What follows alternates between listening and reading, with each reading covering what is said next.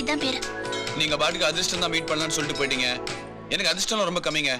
உங்களை பார்த்து ஒரு வாரம் ஆச்சு, இப்பதான் பாக்குறேன். பாருங்க ப்ளீஸ், இதெல்லாம் வேண்டாம். நீங்க எங்க இருக்கீங்கன்னு ஒரு சின்ன க்ளூவாது தாங்களே. உங்க வயசு பசங்க ரொம்ப பேர் சுத்திட்டு இருப்பாங்க. அந்த ஏரியாவில் வந்து பாருங்க.